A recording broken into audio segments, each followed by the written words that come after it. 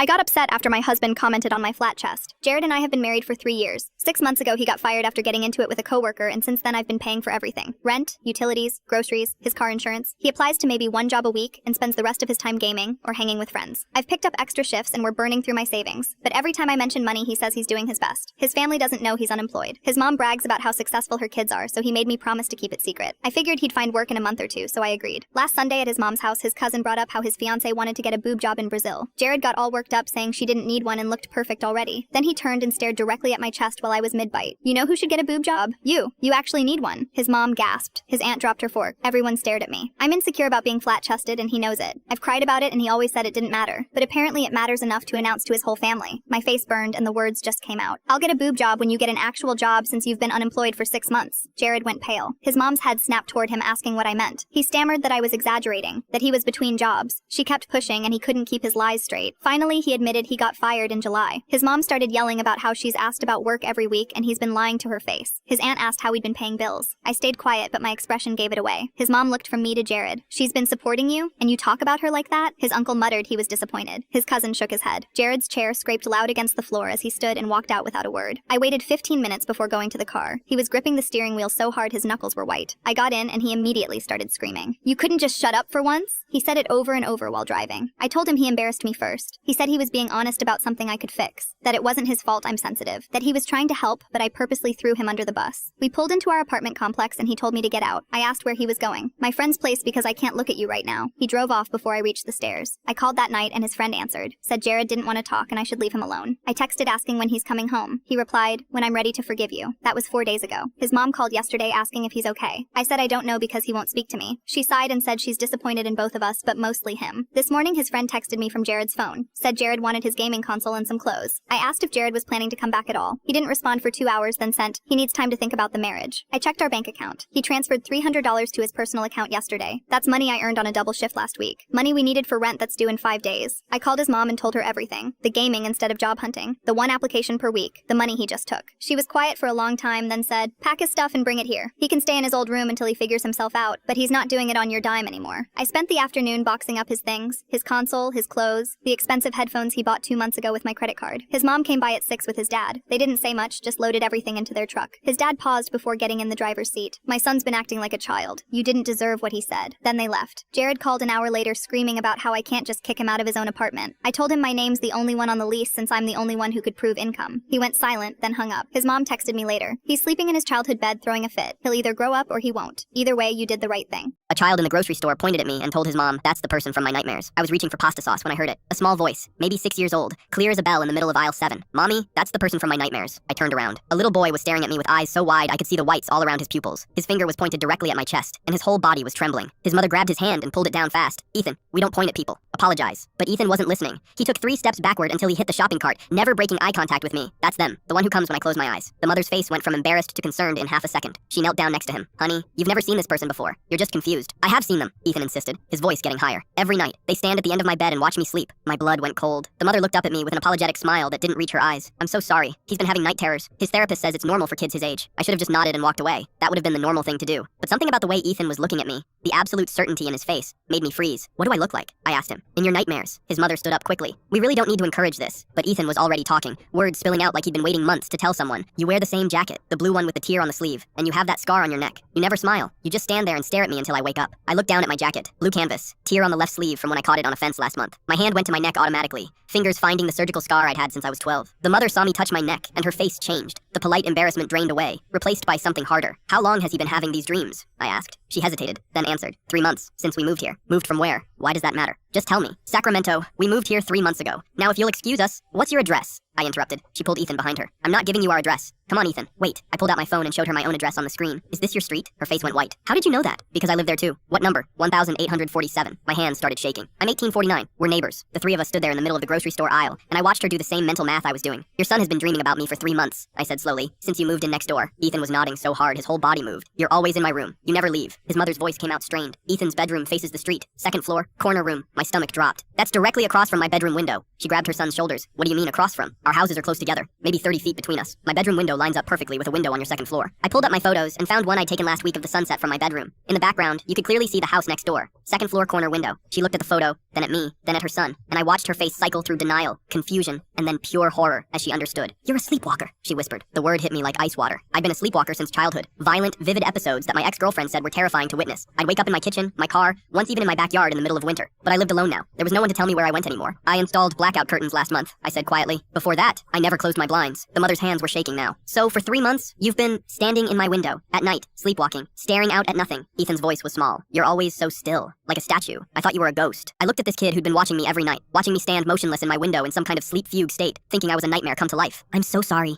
I said. His mother was still processing. You didn't know you were doing it. I never know. That's the problem. I left my cart in the aisle and walked straight to Home Depot, bought the thickest blackout curtains they had, and installed them before the sun went down. I also started sleeping with a motion-activated camera pointed at my bedroom door. Haven't sleepwalked since, but Ethan's mother texted me last week that he finally slept through the night without waking up screaming. The nightmare was never supernatural. It was just me, trapped in my own head, scaring a child without ever knowing I was awake.